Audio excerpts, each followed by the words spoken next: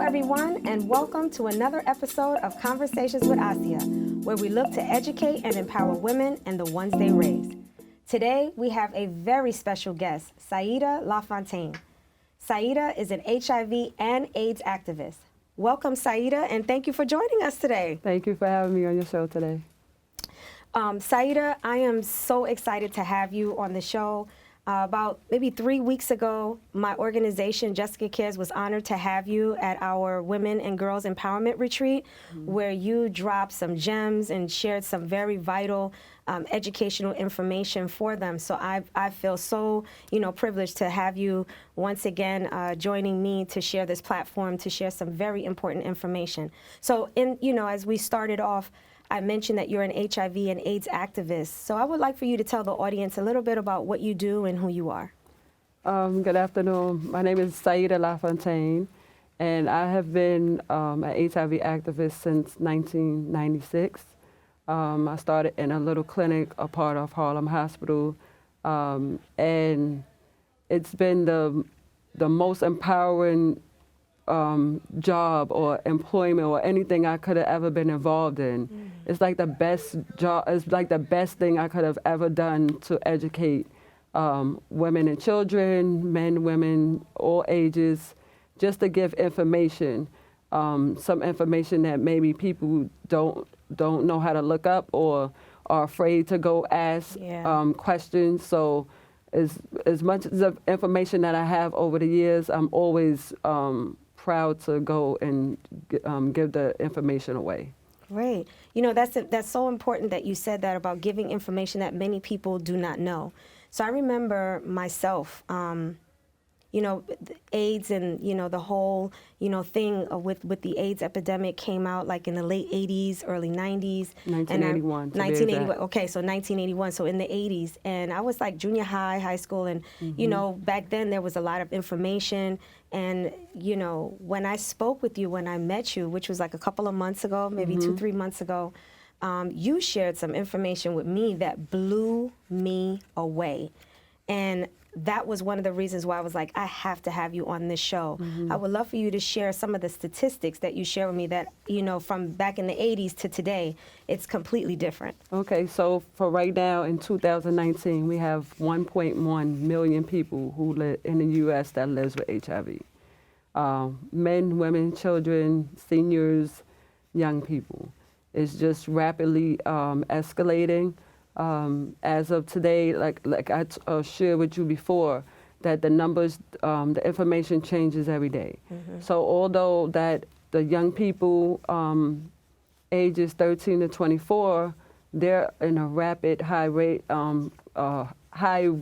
right now. Seniors are high as well. In the 80s, say that again. You said seniors? Seniors are high as well. They're not as high as like black men, black gay men, young adolescents, but you wouldn't expect seniors to have HIV. There's about 885 seniors right now who are living with HIV and AIDS. So when you was at our retreat, you mentioned that the rate of those who are elderly, the statistics for them, is it higher than the youth right now? No, 65 and older, well, we consider seniors as 65. So for the CDC, they don't have a category for senior citizens. It just is people age 50 and over. So they categorize everybody 50 and over in that one category. So according to the CDC, right now, 65 and plus is 885 people. But now under 65, that's where you get the most of the numbers at.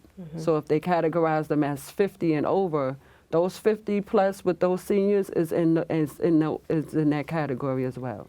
So when you said seniors, I remember when we had our conversation, I was really taken aback because growing up and, just throughout the years, the information that was given was that it was mainly the adolescents, college-age students that were probably the primary ones that were, more at risk of obtaining the virus.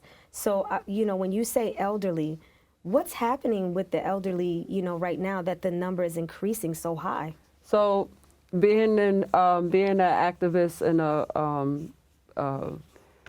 a person who takes very great heed into this line of field. So as from research and stuff and things from reading, seniors. Why I look at why seniors are being infected with HIV is a perfect example. So as I was getting in the field, I was a peer counselor. I started as a peer counselor, and I used to run a group. And in this group, I had, at that time, I was only 20-something years old, and I ran a group.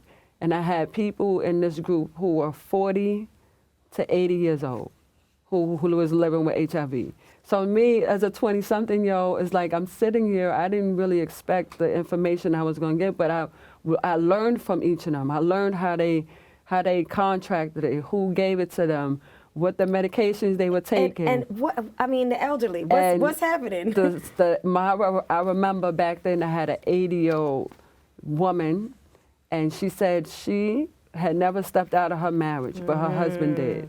And her husband was stepping out with young women, and he would use his Social Security check to give to the women. So it's as if, just as you look at women exchange sex for money, it's the same thing. So he's exchanging sex with young people for money. So the elderly right now, what is happening is that infidelity is happening even at the elderly age, and they're bringing it back to their partner, and that's why the increase is happening. But they're contracting it with the younger ones, Right. that the number is so high. Exactly. Wow. So with that information, I know there's probably a lot of people that are going to be, listening in that are thinking, wow, I'm married, I've been with my partner, my husband or my wife for many years, obviously not using protection, or even for the young ones that you said, it's still a very high number. But some of them have been in committed relationships. We see a lot of that now, college sweethearts and high school sweethearts. They've been together for many years. How does someone who has been with their partner, significant other for a long time, no longer using protection, but had never checked their status? Right. What would you suggest someone that is in a committed relationship to initiate that conversation that, hey, we need to check our status? Well, it first starts with the communication that you have with your spouse or your partner. That communication has to be in place first. If you have a great relationship with your partner, then you should be able to talk to your partner and be like, listen, HIV is on the rise for people that's younger than us, older than us, and older than us. Right. So I think it's important that we should go together to go take the test. Going together, you find out your status together. Right. You can get the test done. It depends on where you go and who the tester is, the pre and the post counselor. You can get the test done together. Wow.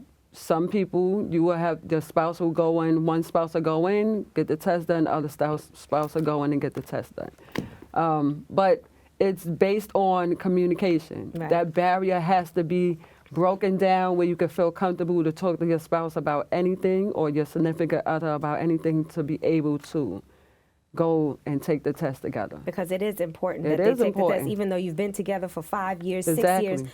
If the person was, with someone Especially else, when they had right. a past life before they got married with you, you will want to know that information. Exactly. To make sure that both of you guys are good in the end. Right. So, I can imagine going, I got tested, more than once, I think twice in my lifetime I did.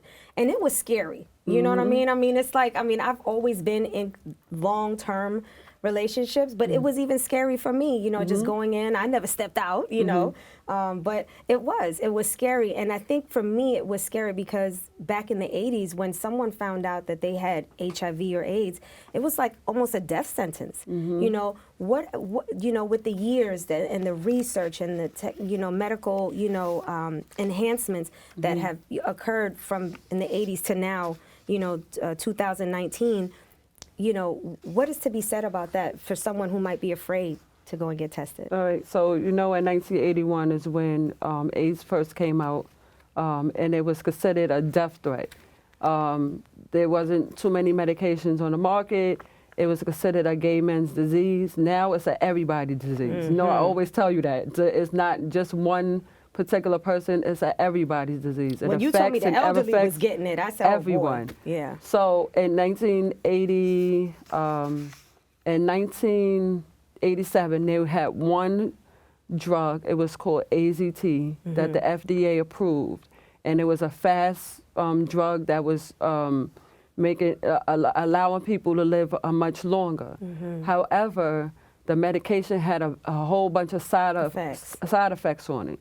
So in 2015, they had a change in the medication where there was more medication being produced on the market, being approved by the FDA, where they now call it combination antiviral therapy. So like a single drug. So they may have like drugs that's on the market that have 3 medications in one that a person can just take once a day and take it every day on time, and they just live longer. So the more drugs that came on the market, in the 80s they did have a lot of drugs that people had to take a lot of pills at one time. Now today, all those amounts of drugs, they condense them all into 1 or 2 pills now. So now it's like, wow, like you could take 1 or 2 pills during the day, maybe once a day, twice a day, 3 times a day. Which would make it so much easier if somebody's going to work and you don't have this pharmacy that you're bringing to work. You have 1 or 2 pills, people think, oh, it's a multivitamin. They don't even question it. So what is the life expectancy for someone now who may test positive? So now there's no really longevity. It's basically when you test positive, you have to get right into care, right as soon as possible.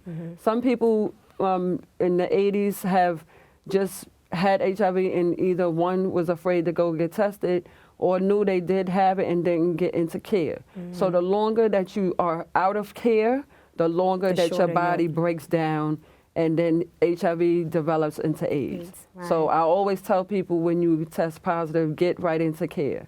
It doesn't matter if you don't have any symptoms, you have symptoms. The best care is the care that you right away that you get into to get a doctor. So you mentioned something very interesting. You said some people, they know they have it, they don't get into care. And we've read, I've read several times, people know they have it and they don't notify their partners, their future partners. You said we just shared a conversation and you said there's a registry or something like that. I want you to share, what is this registry? Okay, in New York State, New York City and New York State, anyone who tests positive, their name gets sent to the State Department. And that's because the State Department, also with the public health, like our councilman or whatever like that, they need to get a number on the amount of people that's living with HIV. So it's a partner notification. So you know that there's 3 tests. So it's 3 tests where you can go anonymously, where you go and you don't give no name, no address, no nothing. They may give you a number and you have to bring that number back to get your results. They can't do anything. They can't track you down or anything with that. Because it's anonymous. Then it's a confidential test, where most clinics and hospitals are doing right now.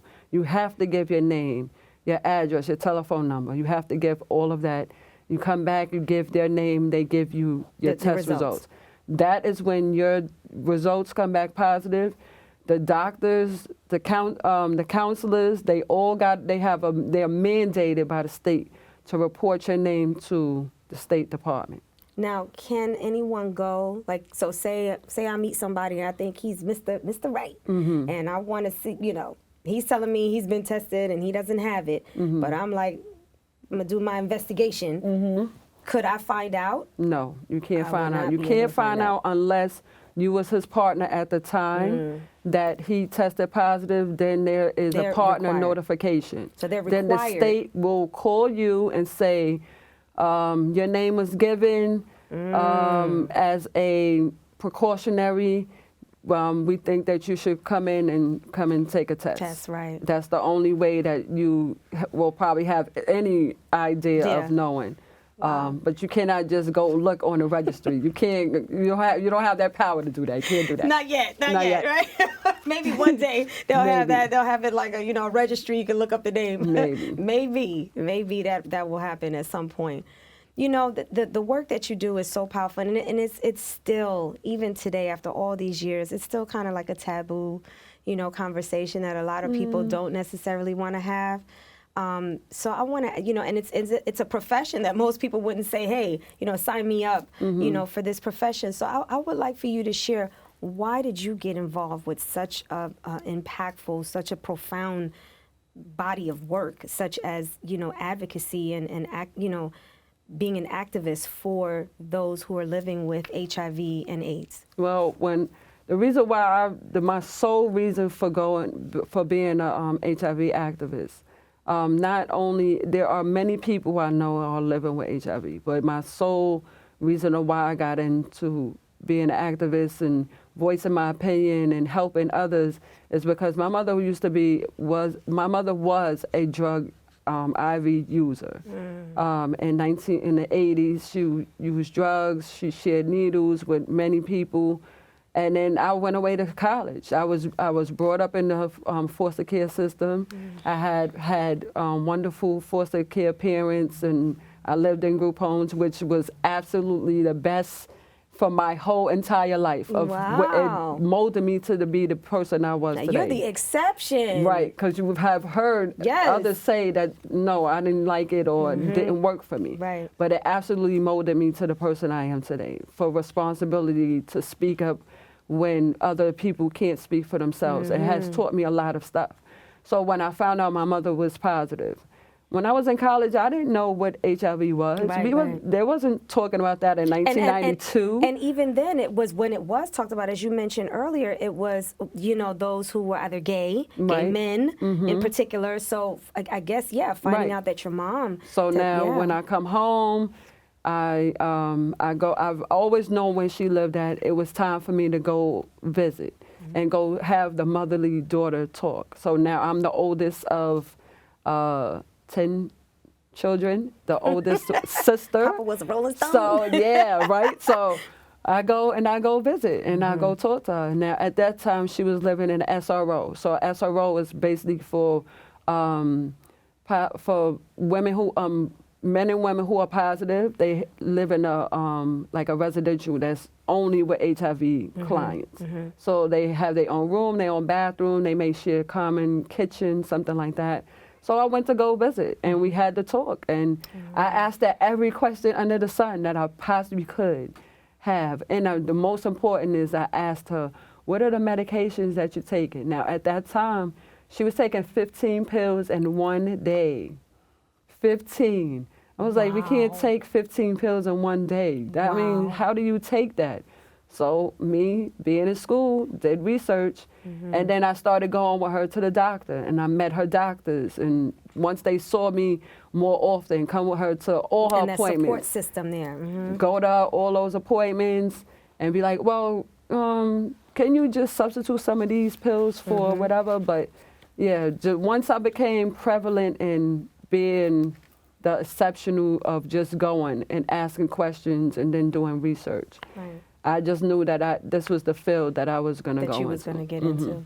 Because I can imagine there are families that don't support, don't know how to support. The stigma that may be surrounded with being related to someone or married to someone, with it. I can imagine that that's a difficult conversation. So I guess the work that you do assists families, partners, spouses, to be able to have that difficult, conversation and finding out that, someone, tested positive. Absolutely. Wow. It's like easing. I remember when doing counseling, being a pre and a post counselor, because as I did from peer counseling, I went into pre and post counseling, and then I was a HIV case manager, helping people find housing and stuff. So I've done a little bit of everything. But being pre and post counseling, if they were married, I always allowed them to come into my office to take the test together and get the results together. Because I think it's that's important. hard for you to get a result, you know,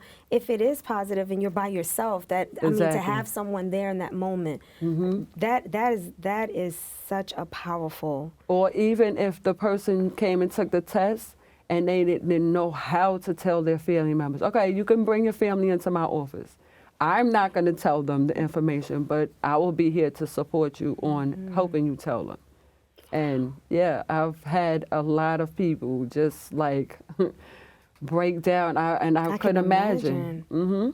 Wow. You know, I think some of us are only so blessed to be able to share moments with people that only we may read about, see on TV, but to actually be in someone's life in a pinnacle moment, a critical moment, that crossroad, you know, in their life, and to be able to be that conduit to someone being able to get through.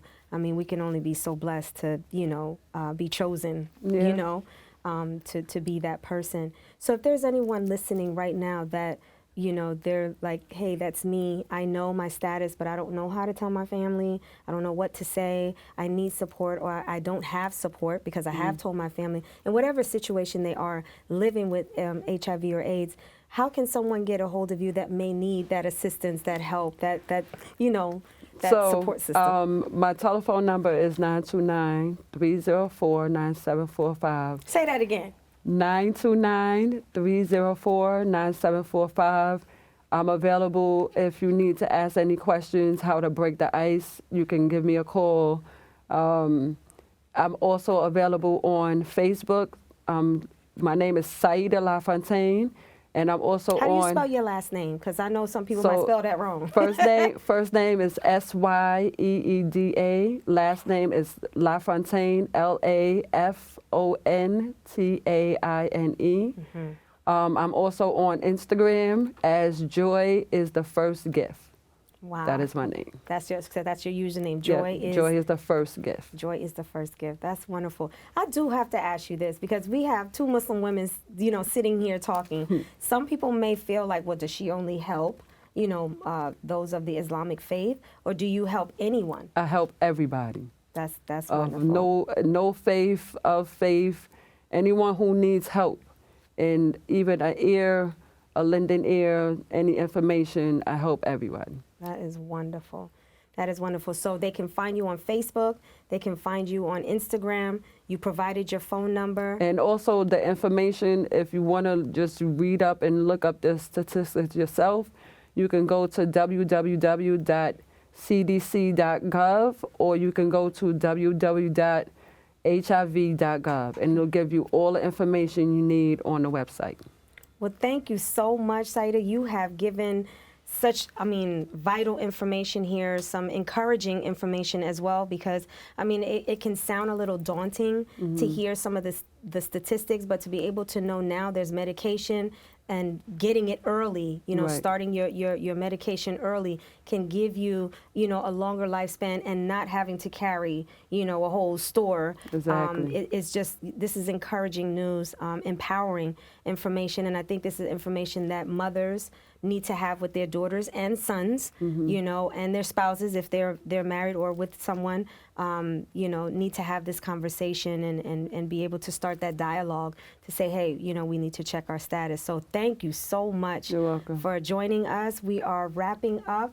So for our audience, the teleprompter, the other way. Thank you so much for providing, again, Syeeda, thank you so much for providing this vital information for our community. Please let us know if they, skip that, I already asked that. Just keep going. I didn't give them. Say that again? I said I didn't give them the information about if they wanted me to speak. Oh, okay, so go back to right there. So again, Syeeda, thank you so much for providing such vital information for our community. Please let us know if anyone here has an organization or they have some type of group, a home, and they're looking for someone to come and speak. You are also a speaker because, as I mentioned in the beginning, you actually, spoke at our empowerment retreat. So if Exactly. someone's looking for someone like you to speak, where could they find you? You can reach me at LaFontaine, LaFontaine, J73 @yahoo.com. You can send me an email. We can discuss payments or what I charge for speaking engagements, because that is an extra thing that I do, as I give speaking engagements on HIV information as well too. Wonderful, wonderful. Thank you for joining us for another informative conversation. This is Asiya Nasir with Conversations with Asiya. If you would like to find out more information about my nonprofit organization, Jessica Cares, and any upcoming episodes of Conversations with Asiya, please check out the links referenced below.